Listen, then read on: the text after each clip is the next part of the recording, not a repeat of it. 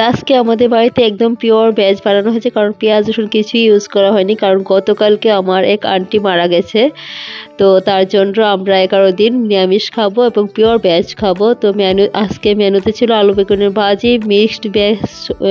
Veg, তারপর ছিল মুগ ডাল। তো আমাদের যে নিরামিষ 11 দিন যে নিরামিষ খেতে হবে, তো এই নিরামিষ নিয়ে বাড়িতে খুব টেনশন চলছে, কারণ আমরা 2 বোন নিরামিষ খেতে পেরে আমাদের কোনো প্রবলেম হয় না, বাট আমার মা একদমই নিরামিষ খেতে পারে না। যদিও মা মাংসও খায় না, ডিমও খায় না,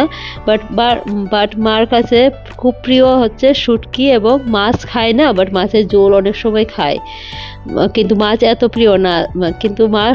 শুটকি খুব প্রিয়।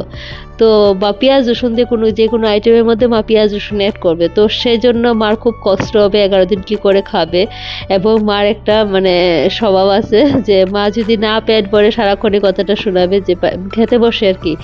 যে মার সাথে খেতে বসে তখন 101বার বোধহয় কথাটা শোনাবে যে খেয়ে পেট ভরেনি, কী করে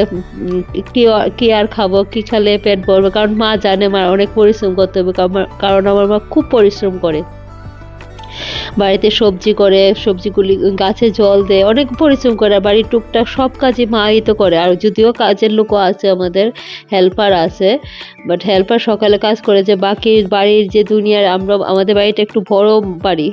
বড় বলতে এরিয়াটা খুব বড়, আমাদের একদম শহরটাই একদম মনে হয় যে একদম ইনডোর, আমাদের ঘরের সব ফেসিলিটি সব কিছু তো আছে, সেরকম বের হইতে না, বাট মা তো সবজি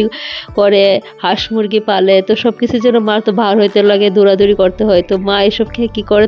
এত পরিশ্রম করবে এবং কাজ করবে, তো ওইটা নিয়ে খুব টেনশনে আছি আমরাও। তো যাই হোক, যেভাবে হোক 11 দিন কেটে যাবে। আর আমার আন্টি যে মারা গিয়েছে, ওনার আত্মার সদ্গতি কামনা করি, ওনার আত্মার জন্য খুব ভালো একটা পরবর্তী জন্ম নেয়, ঠাকুর কাছে ওইটাই প্রে করি।